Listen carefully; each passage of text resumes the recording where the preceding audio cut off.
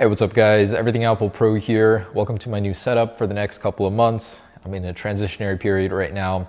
But in this video, I wanted to talk about which products Apple's releasing this year, which technologies they're adopting, as it's Apple's biggest year, I think, since the iPhone 6 and 6 Plus release, hardware-wise. They've got so much planned. Let's go down the list in the order of release date and what's more likely and less likely to happen based on all the leaks and rumors. And I am redrawing for one of the AirPod Pros in this video, as one of the winners did not comply. Instructions for that down below. And this video is sponsored. Thank you so much for helping us build one of the molds on our cases. Raid Shadow Legends. It's a turn-based RPG done right. If you like Final Fantasy, you'll love this. Great graphics. It's been a wild sensation. Over 15 million downloads in just 6 months. And in it, you'll be able to build your hero collection with over 400 heroes that you can then customize and collect as you wish. You can raid with your friends in a clan. There's a fully voiced story campaign. You can gather orcs, undead knights, elves, and more. And there's some extra cool features in the game, such as multi-battle auto mode. There will be weekly tournaments and events. And the game is actually growing extremely fast. Over the next 6 months, they have many updates planned,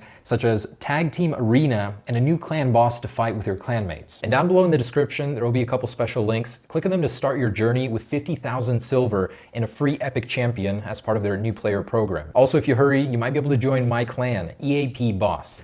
Links down below. All right, so we are likely to see a spring event here come March. We've heard of several things that Apple will be releasing at this event, starting with the upcoming iPad Pros. Now, these may not show up at the spring event, as we're hearing some dates in late 2020, but Apple's refreshing their iPad Pros. The design has leaked for the 11 and 12.9-inch versions, and they adopt the camera system directly from Apple's new iPhone 11 Pro. It looks almost identical. Now, the glass matte back that you're seeing is very unlikely to happen. It was a rendition from OnLeaks. I mean, completely unnecessary to have a glass back on an iPad, but just for the feeling alone, I think it'd be interesting. And wireless charging, I mean, what's the point on a device this large? Now, this new iPad Pro will be adopting a 3D time-of-flight camera. So it's a little tiny pinhole camera about the size of a microphone, rumored by many, and Apple will be debuting it first on the iPad Pro. You'll be able to point your iPad at an object, scan it, or use it for more advanced augmented reality. And one that's up for grabs on the 12.9-inch iPad is mini LED screen technology. Ming-Chi Kuo is rumoring that this would be happening late 2020, and it would essentially boost LCD into almost organic LED territory with a thinner, lighter panel and contrast ratio very similar to that of an OLED display. And the next product we'd see at this event is the iPhone 9, the faded SE2. That's finally happening. It's Apple's entry-level model. It'll be a 4.7-inch display. The design mostly unchanged from the iPhone 8, as that has just recently leaked. The good news is it will have an Apple A13 inside with 3 gigabytes of RAM and probably a larger and more capable battery, as well as a camera. So it's the device that many people that are still holding on to the iPhone 6 and 6S, 7 even, could naturally upgrade to and still feel like they're using a very similar device. Of course, it will keep Touch ID.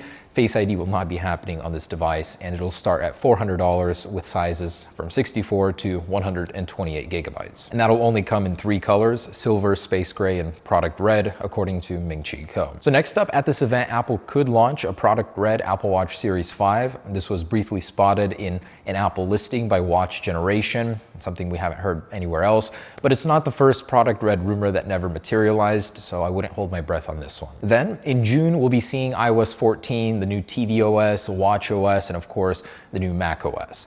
Now, the primary focus here, iOS 14. The only thing that we know about it, only 2 things, is one, stability will be its key focus. Apple's actually revamped the entire process of how developers will create software, and they'll be able to flag certain features so that other developers can disable those features and see how they interact with the features that they're adding. So Apple's looking at how they develop the software and revamping that completely, meaning in the end, you'll get a more stable and better running product. And we arrive at Apple's new iPhones, the iPhone 12 and iPhone 12 Pro, and then we heard something about a 12 Pro Plus and 12 Pro Max.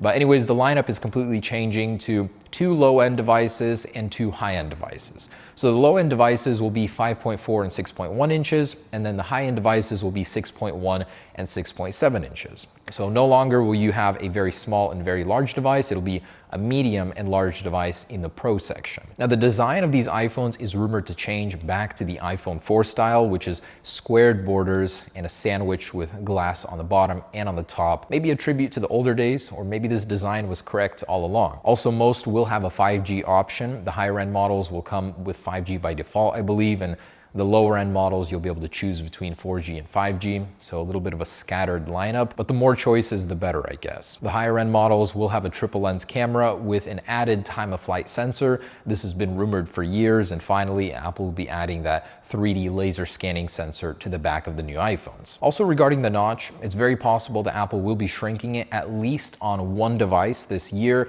but the notch is staying. It's very unlikely that Apple will be removing that, even though we got a new report recently that the top end 6.7-inch model will not have a notch with an under the screen sensor and Touch ID in the screen. Most analysts do agree that Touch ID is returning. It's just, it will likely not happen sooner than 2021. And when it does return, it'll work in tandem with Face ID. So those two technologies will work together to make your iPhone even more secure. Just unlikely that it will happen this year. And one of the new technologies that I'm very excited about that actually has a very real chance of happening is a 120 Hertz display. So Apple may finally be adding the ProMotion feature from the iPad Pros to the iPhone, and that would truly be glorious. More and more smartphone manufacturers, including the new Galaxy S20 series, will be adding this feature.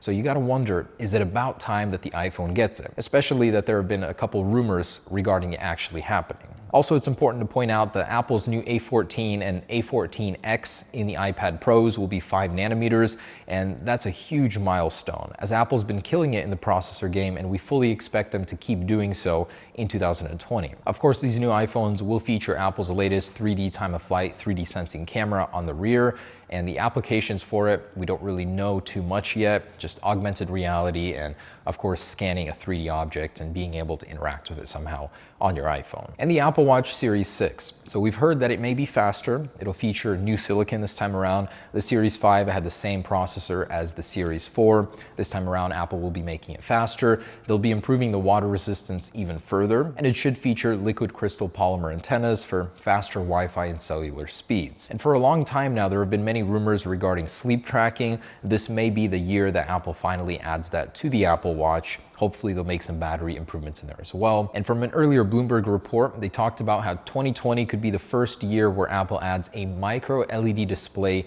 to the Apple Watch, as they've been working on it for quite some time now. They've had a huge team dedicated just to developing a micro LED display, and Apple will feature it first on the Apple Watch. So soon as 2020 up to 2023. I wouldn't hold your breath on that one. And Apple Tags, which is a Tile competitor. We've seen a lot in beta releases of iOS 13 regarding this. We know it's happening, and it's very likely it'll happen this year. I'm very excited for it. Never lose a single thing again, and Apple for sure is going after Tile with this one. Oh, and to take full advantage of those Apple Tags, you'd want an iPhone 11 or 11 Pro with the U1 ultra-wideband chip, which would allow you to locate any lost device in a room to a precision of 1 foot. And Ming Chi Kuo has rumored that Apple will be refreshing the 16-inch MacBook Pro with a mini LED display in 2020. It could come at the very end or early 2021, but it would be an interesting product. Apple's first portable laptop with their new display technology. I'm very excited about that. A brighter, sharper, and more energy efficient display. One thing I'm waiting for before upgrading to a 16-inch MacBook Pro is Wi-Fi 6. For whatever reason, Apple didn't include that in last year's release. And later this year, we could see Apple's first portable laptop, the MacBook Air possibly, with their in-house silicon. So an ARM processor could finally come back to the Mac after so many years, since Intel has been slacking and they haven't made many gains. Apple has long been rumored to adopt